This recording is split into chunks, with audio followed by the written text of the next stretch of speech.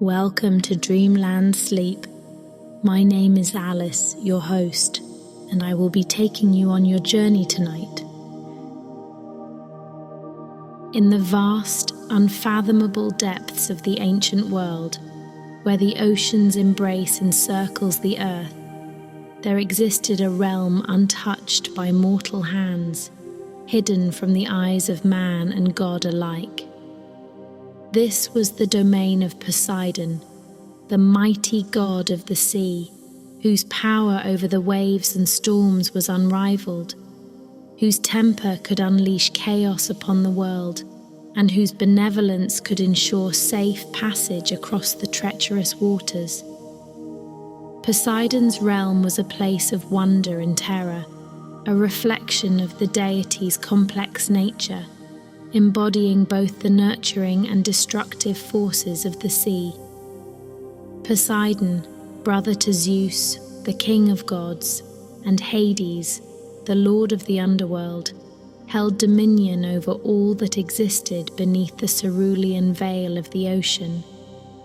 His kingdom was a marvel to behold, a landscape teeming with life, from the tiniest shell on the ocean floor to the leviathans that roamed the deep. Coral palaces rose from the seabed, glowing with an ethereal light, while merfolk and creatures of legend called these waters home.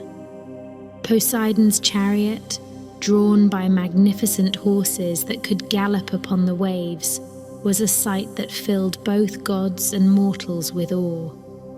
Yet, for all the splendor of his underwater realm, Poseidon's gaze often wandered to the world of mortals.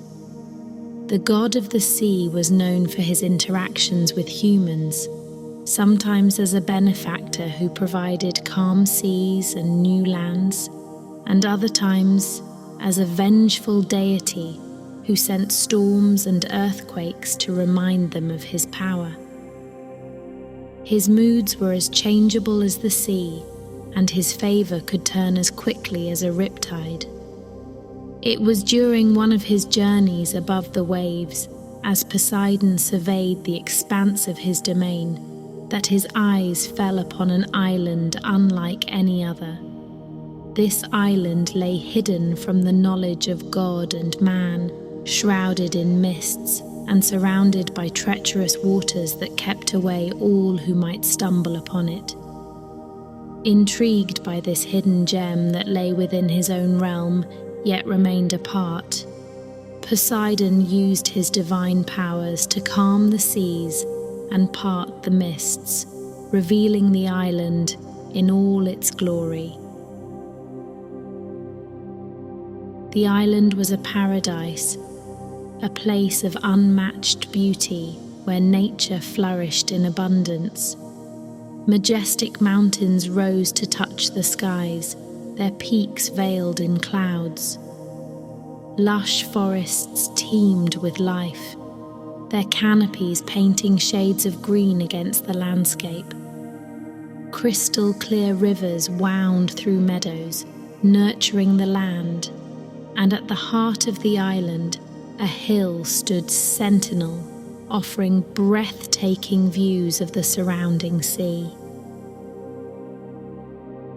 Poseidon, enchanted by the beauty and serenity of the island, felt a connection to this place that he had never experienced before. Here was a land that spoke to his heart, a refuge from the eternal responsibilities of his godly duties, a sanctuary where the tumultuous emotions that often ruled him could find peace. The island was a blank canvas, a place where Poseidon could express his creativity and benevolence, a gift from the sea itself. The god of the sea knew that this island was special, a treasure that deserved to be cherished and protected.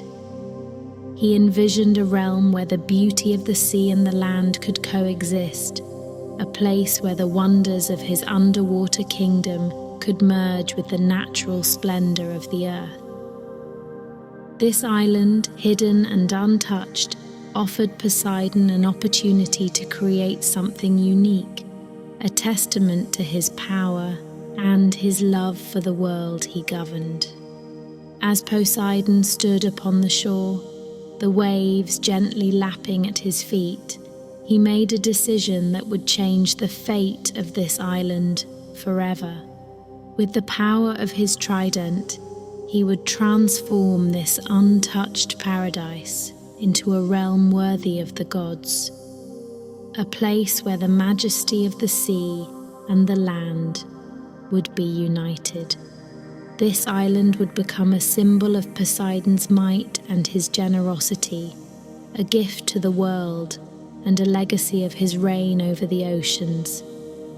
And so, with a heart full of aspirations and the might of the sea at his command, Poseidon raised his trident, ready to shape the destiny of this enchanted island. Little did he know, the love and tragedy that would unfold on this newly claimed land would etch the name of Atlantis into the annals of history, forever linking the island's fate with the god of the sea. Among the island's verdant valleys and along its sparkling streams lived Cleito, a mortal of such unparalleled beauty and grace that the very flowers seemed to bow in her presence. Cleito was the epitome of purity and virtue, her spirit as untainted as the island she called home. She lived a simple life, her days filled with the care of the earth and the joy of solitude. Her companions were the creatures of the land and the whispering winds, her protectors the lofty peaks that caught the clouds. It was during a crimson twilight, when the sun dipped low enough to kiss the ocean's edge, that Poseidon first beheld Cleito. The god of the sea was captivated, not just by her external beauty, but by the resonance of her soul, a melody that matched the harmonious ebb and flow of his watery realm. From the moment he saw her, Poseidon knew that Cleito was not like the mortals he had encountered over his eons of existence. In her, he found a kindred spirit, a companion to share the loneliness that immortality had woven around his heart. Driven by a force more potent than the mightiest currents, Poseidon approached Cleito. The earth beneath her feet trembled gently, a testament to the power of the god who now stood before her. His form was majestic, commanding the awe and reverence due to one of his divine stature. Yet in his eyes, Cleito saw not the fearsome deity of storms and quakes, but a being moved by the deepest of emotions. The courtship that followed was a testament to the enduring power of love. Poseidon, with the gentleness of a calm sea, showed Cleito the wonders of his domain. They traversed the depths of the oceans, where the water danced with colours no mortal eye had ever seen. They soared upon the backs of sea creatures, marvelling at the boundless life that thrived beneath the waves, and in the quiet moments they spoke of the mysteries of the universe, of the ties that bind the essence of all living things. Poseidon's love for Cleito transcended the boundaries of mortal and divine. It was a love that sought to uplift, to cherish, and to protect. In his desire to shield her from the ephemeral nature of mortal existence, Poseidon decided to create a sanctuary that would be a testament to their love. With a thought, he commanded the earth and the sea, moulding them into a dwelling fit for a goddess. Atop the central hill of the island, he raised a palace of such beauty and grandeur that it seemed a dream made manifest. Surrounding this divine abode, Poseidon crafted rings of water and land, alternating in perfect harmony as a symbol of the balance between their two worlds. These concentric circles were both a protection and a declaration, a visible sign of the god's commitment to Cleito. The island, now transformed, was a paradise unmatched in all the world, a place where the love between a god and a mortal could flourish. This story of their meeting and the creation of their shared home marked the beginning of a golden age for the island, which would come to be known as Atlantis. Under Poseidon's guidance and Cleito's care, Atlantis grew into a utopia, a beacon of prosperity and harmony.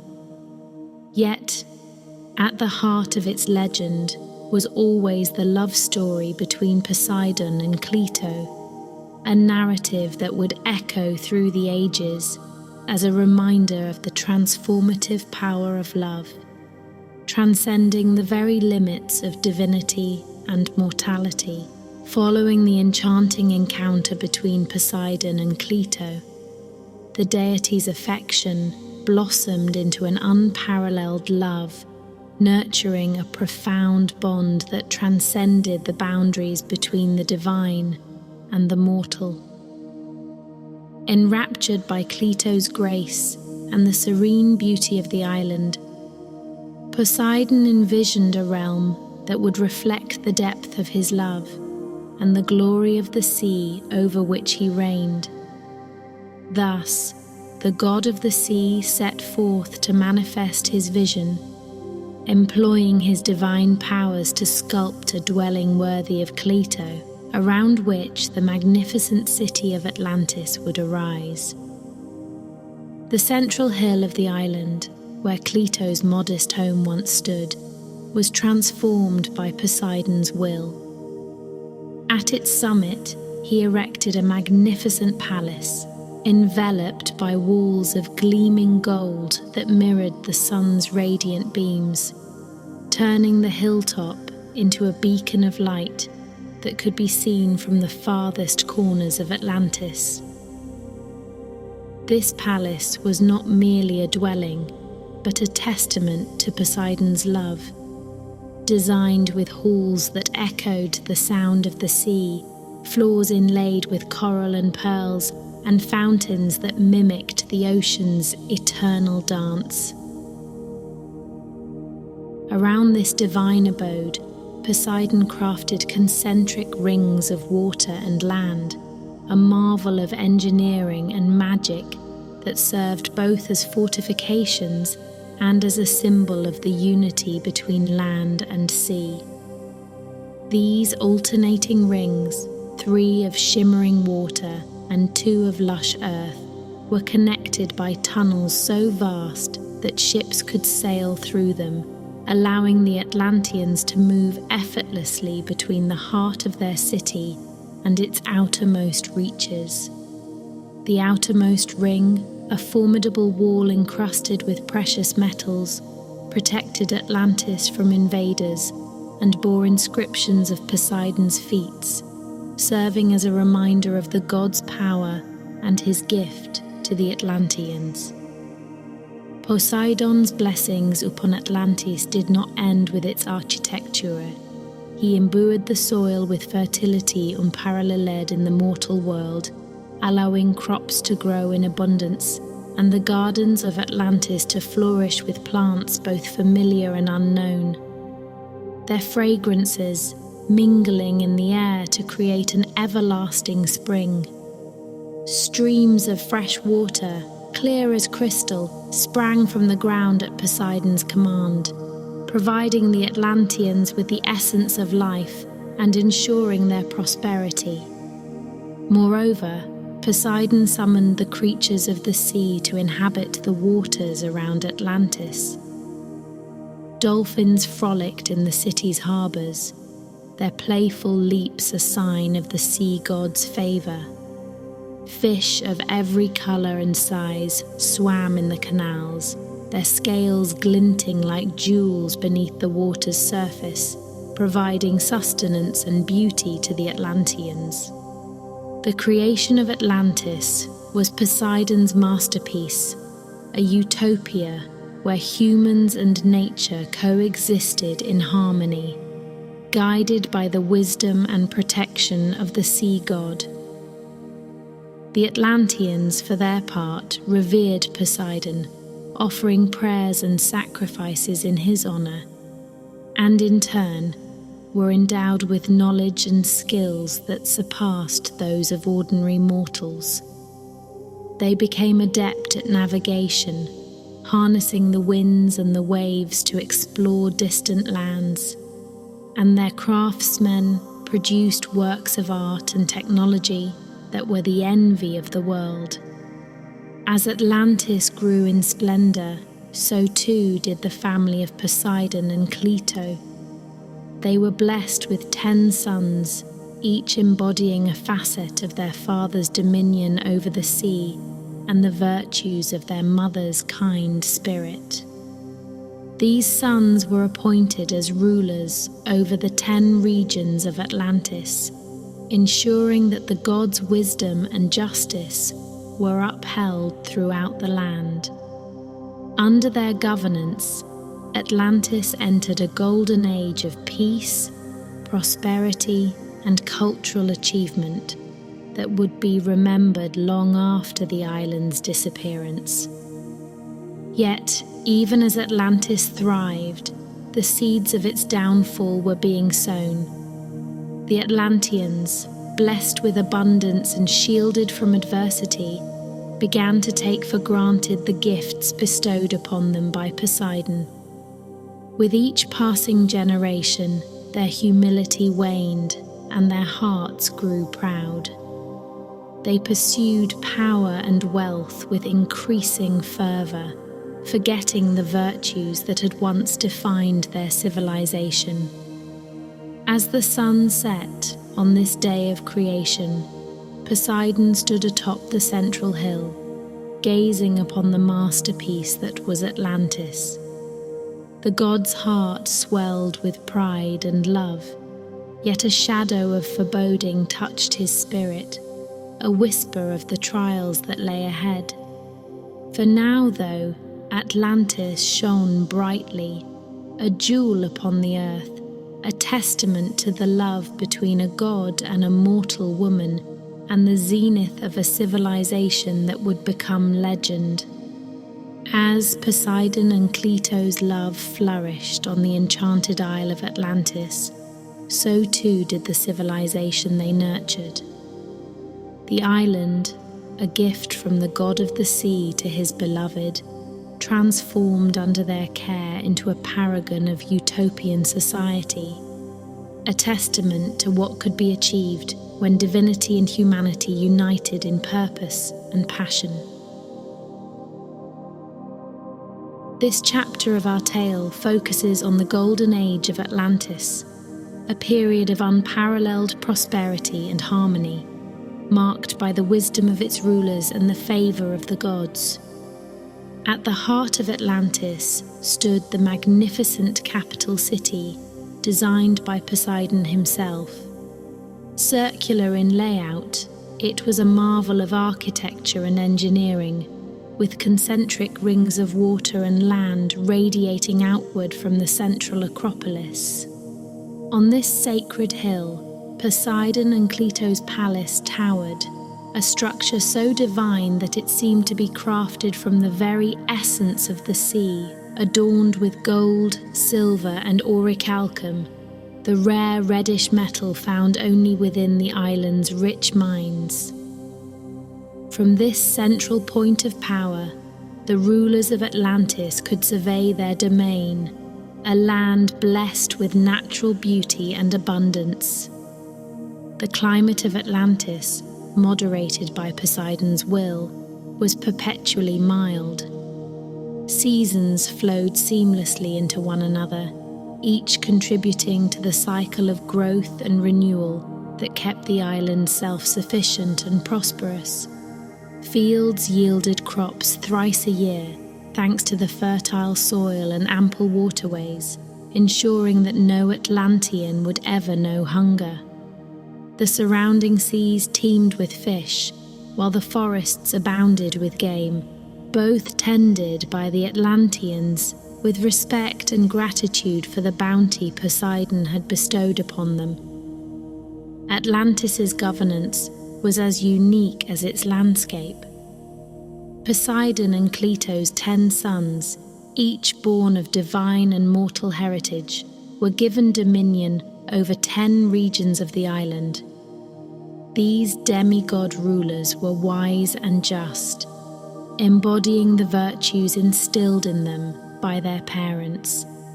They governed with fairness, their laws rooted in the principles of equality and respect for all life.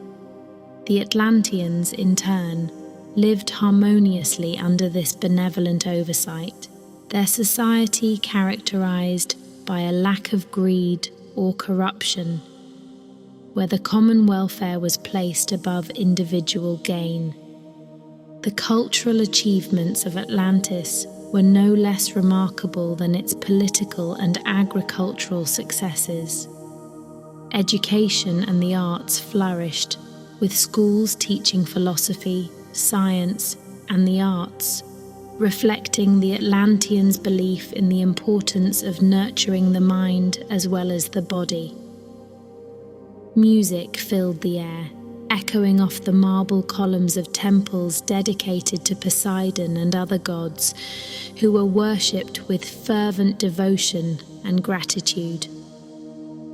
Technological advancements too were significant.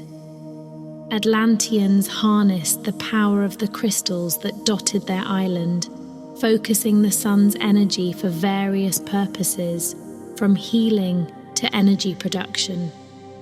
Their ships, powered by this same crystal energy, were unmatched in speed and design, allowing the Atlanteans to explore distant lands and seas, establishing trade routes and sharing their knowledge with other civilizations. However, the most striking aspect of Atlantis was the spirit of its people. They lived by a code of conduct that emphasized the welfare of the community, respect for nature, and the pursuit of knowledge. Disputes were rare, and when they occurred, were resolved through dialogue and mutual respect. The Atlanteans' deep connection to the sea and to Poseidon was evident in every aspect of their lives, from the festivals they celebrated to the daily offerings made at the temples. This golden age of Atlantis did not merely represent the zenith of Atlantean civilization. It stood as a beacon of what humanity could achieve when guided by wisdom, love, and the benevolence of the divine.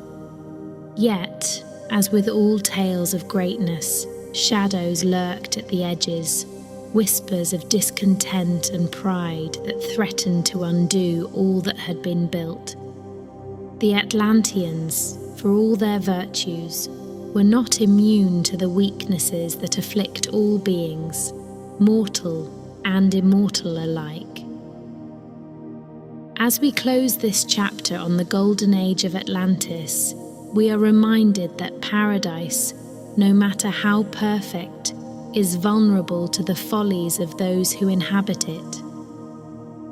The story of Atlantis continues, a narrative of triumph and tragedy, of a civilization that reached for the heavens even as it stood on the brink of its own destruction.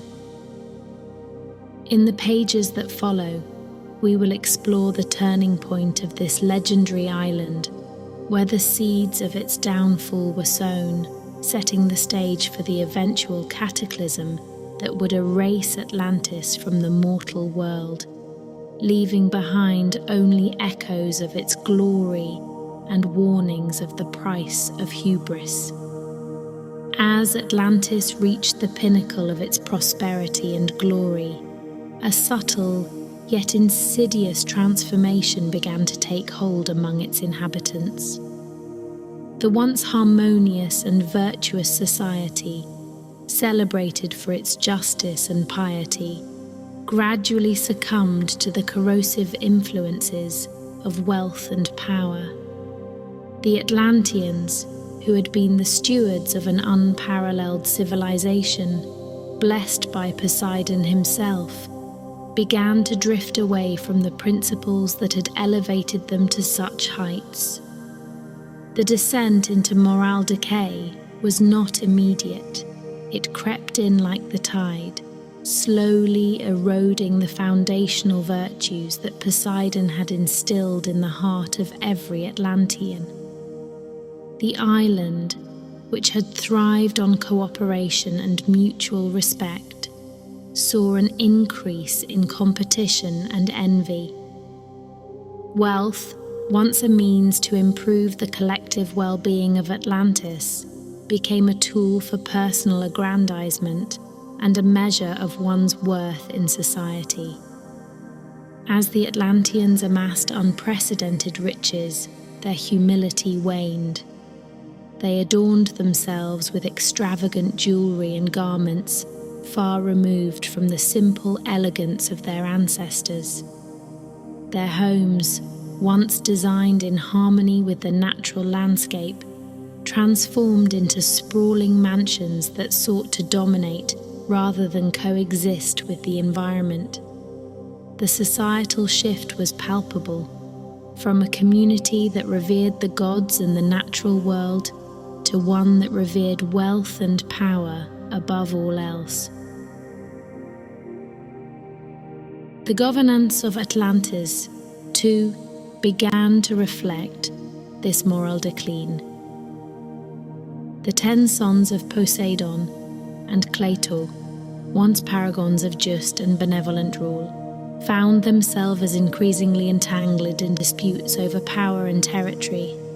Their councils, which had been forums for thoughtful deliberation and the welfare of the citizenry, turned into battlegrounds for personal ambition. The rule of law, once applied equally to all, became a tool for the powerful to suppress dissent and consolidate control. Poseidon, observing from his watery realm, noted these changes with a heavy heart. The god had once looked upon Atlantis with pride, a testament to his love for Cleito and his vision for a perfect society. Now, he saw the corruption of his ideals and the tarnishing of his legacy. The Atlanteans had been chosen to embody the highest virtues of humanity, yet they had succumbed to the lowest vices. Warnings came, first in whispers, then in shouts.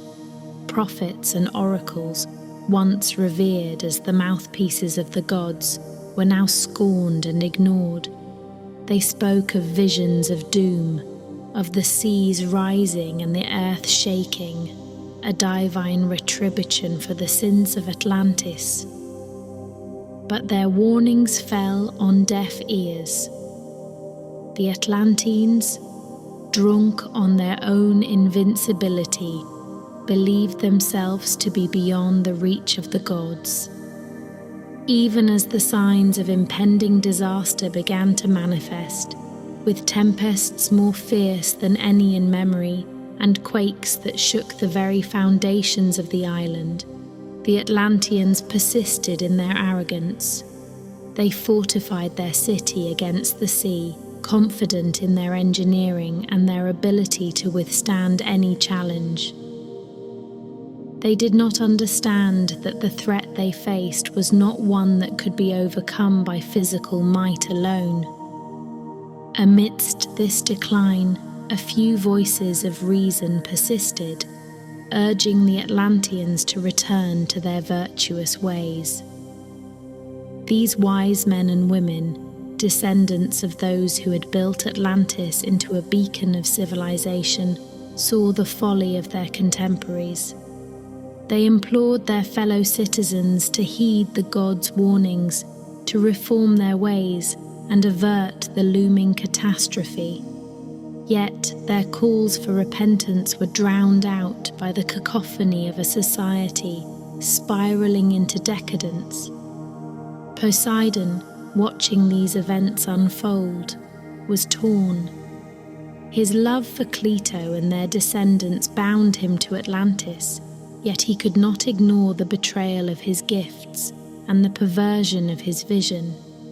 The god knew that the fate of Atlantis was a reflection of the choices its people had made, a testament to the delicate balance between prosperity and hubris, between the blessings of the gods and the responsibilities of mortals. As the moral fabric of Atlantis continued to fray, the island stood on the brink of disaster, a paradise lost to greed and corruption. The Atlanteans, once the jewel of civilization, now faced the inevitable consequence of their actions, a reminder to all of the price of hubris. Poseidon, with a heavy heart, prepared to pass judgment on the world he had helped to create, a world that had strayed so far from its noble beginnings. As Atlantis reached the zenith of its glory, a shadow of moral decay began to stretch across its radiant streets and splendid palaces. The Atlanteans, once praised for their virtue and wisdom, started to show signs of greed and arrogance. Their hearts, which had harmonized with the rhythm of the sea and the benevolence of Poseidon, now beat to the tune of pride and insatiable desire for more power, wealth, and dominion over others.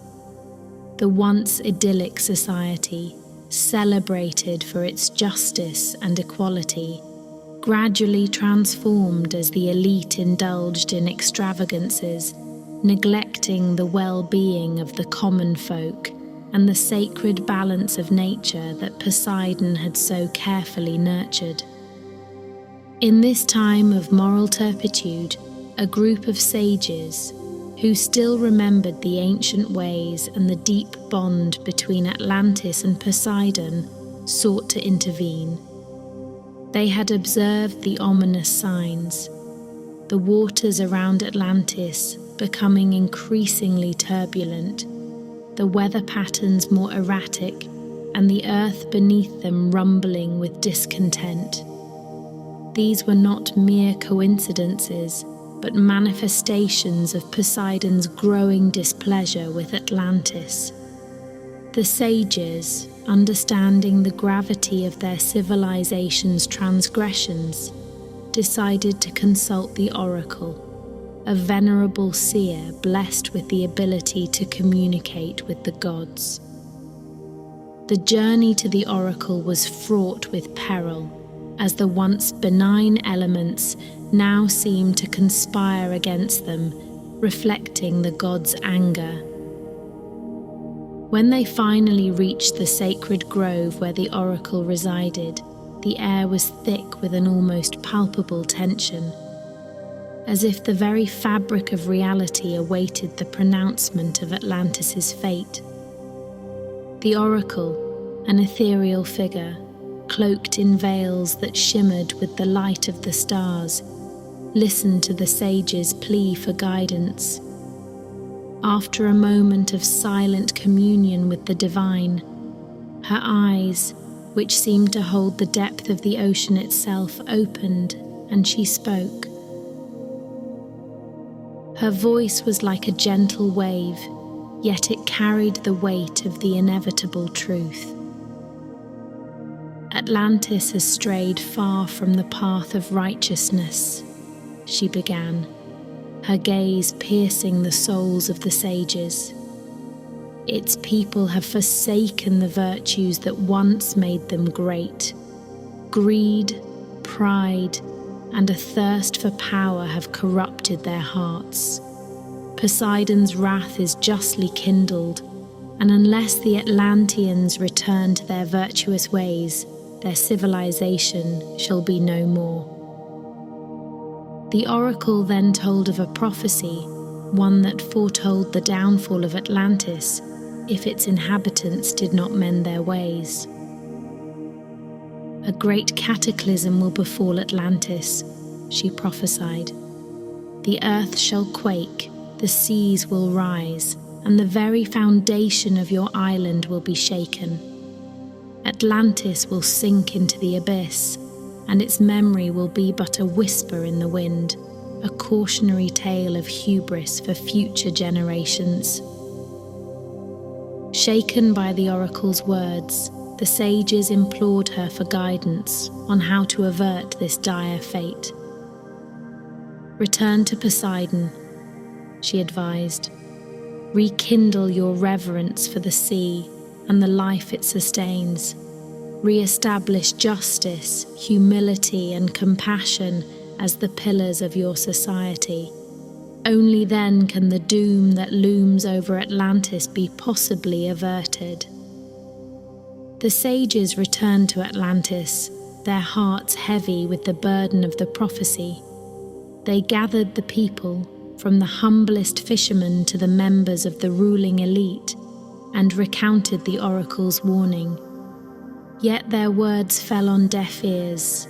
Many scoffed at the prophecy, their arrogance blinding them to the signs that were all too evident. They refused to believe that their mighty civilization, the pinnacle of human achievement, could ever fall. The rulers and the wealthy, too, dismissed the sages' pleas, unwilling to relinquish their luxurious lifestyles and power. In the shadows, the natural world began to mirror the growing unrest.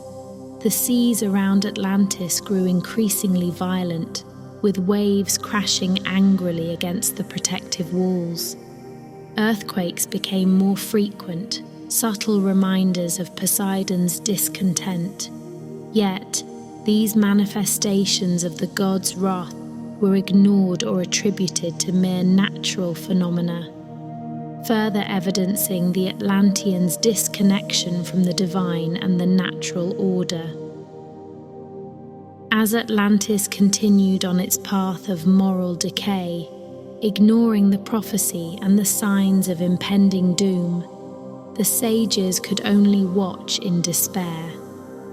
They knew that the time to alter their fate was slipping away, like sand through their fingers.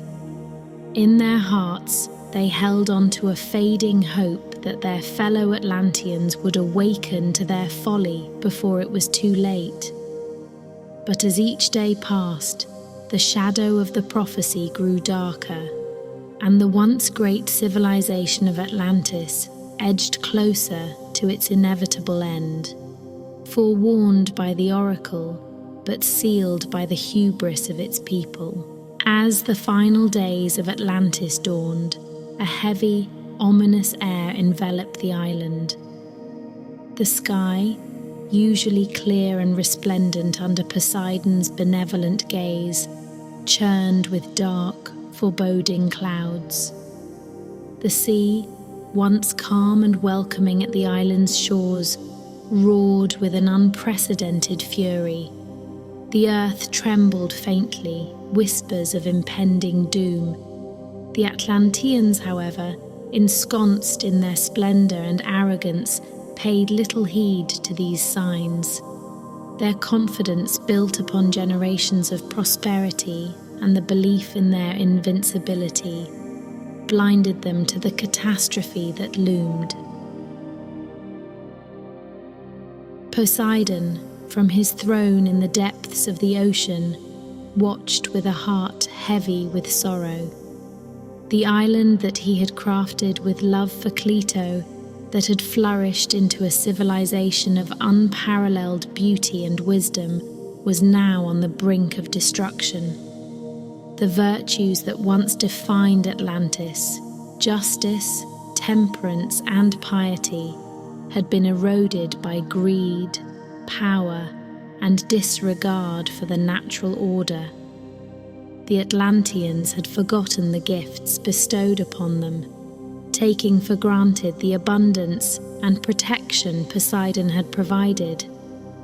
The god of the sea had hoped for repentance, for a return to the virtuous ways of their ancestors. But the Atlanteans' hearts had grown cold, their spirits corrupted by the very prosperity that was meant to elevate them. Poseidon's warnings, delivered through omens and prophecies, were ignored. The Atlanteans' pride had sealed their fate. As the day of reckoning arrived, Poseidon summoned his full power. The trident, a symbol of his dominion over the sea and creator of Atlantis, became the instrument of its undoing. Striking the heart of the ocean with his trident, Poseidon unleashed a cataclysmic force. Earthquakes shattered the foundational rings of Atlantis, toppling its magnificent structures and splitting the earth open. The sea, responding to the call of its master, surged forth in towering waves, each one a harbinger of destruction. The Atlanteans, caught in the throes of chaos, could scarcely comprehend the disaster. Their once unassailable city crumbled around them. Their technological marvels and treasures were swallowed by the earth and sea. The concentric rings of water and land, the protective barriers created by Poseidon, now served as conduits for the floodwaters, erasing all traces of the civilization that had once thrived between them. As Atlantis sank into the abyss, the world above was thrown into turmoil. The skies wept for the lost city, and the winds carried the echoes of its demise to the far corners of the earth. The ocean reclaimed Atlantis, burying its glory and sins beneath waves of forgetfulness. In a matter of hours, the island that had been a beacon of human achievement was reduced to legend, a whispered tale of warning about the perils of hubris and the transient nature of power. In the aftermath, the world was left to ponder the fate of Atlantis. Survivors, few and far-flung, spread tales of the city's splendor and the tragic pride that led to its downfall. These stories, tinged with both awe and admonition, traversed continents and generations, becoming a mythic saga of a paradise lost. Atlantis, with all its wonders and wisdom, became a symbol of what could be achieved when humanity was in harmony with the divine, and what could be lost when that harmony was broken. Poseidon, in his sorrow, retreated to the depths of the ocean, his heart aching for Cleito and their children, for the people he had loved, and the magnificent city he had created for them. Atlantis, though vanished, remained etched in his memory, a poignant reminder of the consequences of forsaking virtue for vanity. The god's wrath had been exacted, but it brought him no joy, only the hope that the tale of Atlantis might serve as a guiding light for future civilizations to cherish the gifts of the gods and the earth, to live with humility and respect for the natural world. Thus, the legacy of Atlantis endures, not as a mere story of destruction, but as a timeless allegory of love, loss, and the eternal struggle between the heights of human achievement and the depths of human folly. Through the legend of Atlantis, Poseidon's love for Cleito and their ideal creation remains immortalized, a testament to the beauty and fragility of human civilization in the face of nature's boundless power. In the wake of Atlantis's tragic demise, the world stood silent, as if mourning the loss of a civilization so grand it seemed to bridge the very gap between gods and mortals. This was a city that had shimmered on the horizon of human achievement, a beacon of prosperity and innovation, now swallowed by the sea's unfathomable depths. Yet, amid the grief and the chaos of loss, the tale of Atlantis began to transcend the boundaries of the sea, taking on a life of its own, immortalized in the collective memory of humanity. The survivors, few though they were, scattered across the known world, carrying with them the stories of Atlantis' splendor and downfall. These tales, rich with the wisdom of a lost utopia and the sorrow of its demise, served as both a warning and a beacon of hope for future generations. They spoke of a city where harmony between nature and civilization had once flourished under the watchful eyes of Poseidon and Cleito, where the collective endeavor for a greater good had propelled humanity to the pinnacle of its potential. Yet these stories also carried the weight of a profound lesson, a testament to the dangers of hubris and moral decay. They told of how, in their relentless pursuit of power and glory, the Atlanteans had strayed from the virtues that had once made them great. Greed, arrogance, and a disregard for the sanctity of nature had led them to ignore the prophecies foretold, dismissing the warnings that could have saved them from their fate. The heart of the Atlantis narrative, however, lay in the eternal love story of Poseidon and Cleito. It was a love that had conceived not just a lineage of kings, but an entire civilization that mirrored the beauty and strength of their union. Poseidon, the mighty god of the seas, had found in Cleito a mortal woman, a love so profound that he had crafted an island paradise for her, a testament to their bond and a sanctuary for their descendants. This love story, set against the backdrop of Atlantis' rise and fall, served as a poignant reminder of the enduring power of love amidst the transient nature of human achievements. It underscored the idea that even in the face of overwhelming disaster, love could transcend the ages, remaining a beacon of hope and resilience. As centuries turned into millennia, the legend of Atlantis and its divine couple found its way into the annals of history, mythology, and literature. Philosophers pondered the moral lessons of Atlantis' downfall. Poets extolled the enduring love of Poseidon and Cleito, and explorers dreamed of discovering the sunken remnants of the lost city. The myth of Atlantis, enriched by the passage of time, became a mirror reflecting humanity's deepest fears and highest aspirations. The story of Atlantis also served as a reminder of the delicate balance between nature and civilization, a balance that Poseidon himself had once meticulously maintained. The god of the sea, in his infinite wisdom and power, had bestowed upon Atlantis all the blessings of nature, only to witness how easily prosperity could lead to arrogance and destruction.